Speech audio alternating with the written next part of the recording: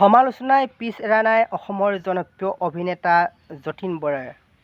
কা আন্দোলনৰ পাছৰে পৰা একেৰাহে যতীন বৰাই সমালোচনাৰ সন্মুখীন হৈ আহিছে আৰু কা আন্দোলনৰ সময়ত কৰা ভুলৰ বাবে যতীন বৰাৰ এখন বিগ বাজেটৰ ছবি ইতিমধ্যে ফ্লপ হৈছে। যি কি নহওক, বৰ্তমান সময়ত পুনৰ এবাৰ যতীন বৰাৰ নামটো চৰ্চাৰ বিষয়বস্তু হৈ পৰিছে। দেখিবলৈ পোৱা গৈছে যে ইতিহাস থিয়েটাৰৰ 2024 আৰু 25 বৰ্ষৰ এখন নাটক, যিখন নাটক অভিজিত ভট্টাচাৰ্যৰ, নামটো মহাবীৰ লাচিত। মহাবীৰ লাচিতৰ এখন পোষ্টাৰ মুকলি হৈছে ইতিমধ্যে আৰু সেই পোষ্টাৰত লাচিত বৰফুকনক বিগিত ৰূপত উপস্থাপন কৰা হৈছে। সেই কথা মই কোৱা নাই, সকলোৱে কৈছে। আৰু সেই মহাবীৰ লাচিতৰ চৰিত্ৰত হয়তো যতীন বৰাই অভিনয় কৰিব আৰু সেই পোষ্টাৰখনত যতীন বৰাকে দেখাইছে। আৰু সেই ছবিখনক লৈয়ে বৰ্তমান সময়ত যতীন বৰা চৰ্চাৰ বিষয়বস্তু হৈ পৰিছে। সকলোৱে সমালোচনা কৰিছে। আচলতে পোষ্টাৰখনত যিধৰণে লাচিত বৰফুকনক দেখুওৱা হৈছে, লাচিত বৰফুকন কেতিয়াও তেনেকুৱা নাছিলে। যতীন বৰাক তাত ঘোঁৰাত উঠি যুদ্ধলৈ যোৱা এখন ছবি দেখুওৱা হৈছে। লাচিত বৰফুকনে আচলতে কেতিয়াও তেনেকৈ ঘোঁৰাত উঠি যুদ্ধলৈ যোৱা নাছিল বুলি সকলোৱে কৈছে। আৰু যতীন বৰাই পোষ্টাৰখনত আমি দেখিছোঁ যিবিলাক বস্ত্ৰ পৰিধান কৰিছে, সেইবোৰ কেতিয়াও লাচিত বৰফুকনে পৰিধান কৰা নাছিলে। হাতত গামখাৰু পিন্ধা আমি লক্ষ্য কৰিছোঁ আৰু মূৰত বস্তাৰ নিচিনা কিবা পিন্ধা দেখিছোঁ।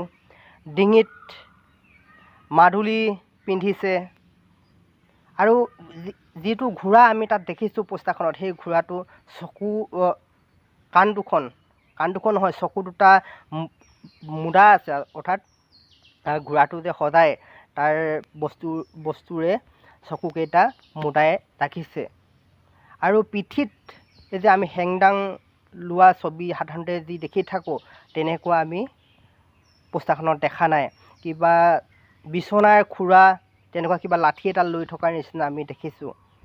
আচলতে এনেকৈ লাচিত বৰফুকনক বিকৃত ৰূপত উপস্থাপন কৰাটো কেতিয়াও ভাল হোৱা নাই। আৰু সেইকাৰণে উক্ত পোষ্টাৰখনৰ কাৰণে বৰ্তমান সময়ত যতীন বৰাক সকলোৱে সমালোচনা কৰিছে।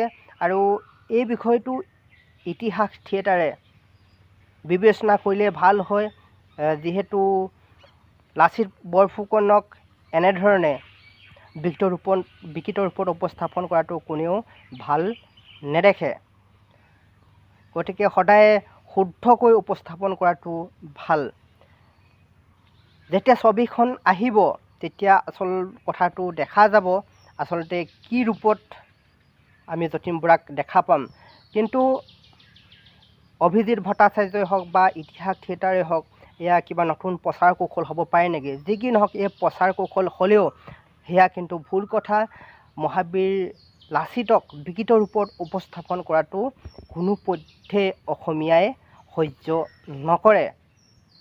আৰু যদিহে ইতিহাস থিয়েটাৰে এই কথাটো বিবেচনা নকৰে, কিন্তু আহি থকা দিনত অসমীয়া ৰাইজে সঠিক উত্তৰ দিবই। আজিকালি আগৰ দৰে নহয়। যতীন বৰাই কৰা ভুলৰ কাৰণে তেখেতৰ নিজৰে এখন বিগ বাজেটৰ ছবি ফ্লপ হৈছে। ঠিক তেনেধৰণে এনেকুৱা ধৰণৰ যদি ভুল কৰিয়ে থাকে, তেনেহ'লে নিশ্চয় অসমীয়া ৰাইজে সঠিক উত্তৰ আহি থকা দিনবোৰত দিব। গতিকে খুব এটা চৰ্চাৰ বিষয় হৈ আছে বৰ্তমান যতীন বৰা আৰু সেই ইতিহাস থিয়েটাৰৰ মহাবীৰ লাচিতৰ সেই পোষ্টাৰখনক লৈ, ছবিখনক লৈ। গতিকে আমিও ভাবিলোঁ কথাটো সকলোকে অৱগত কৰোঁ আৰু সেইকাৰণে ভিডিঅ'টো বনালোঁ। ধন্যবাদ।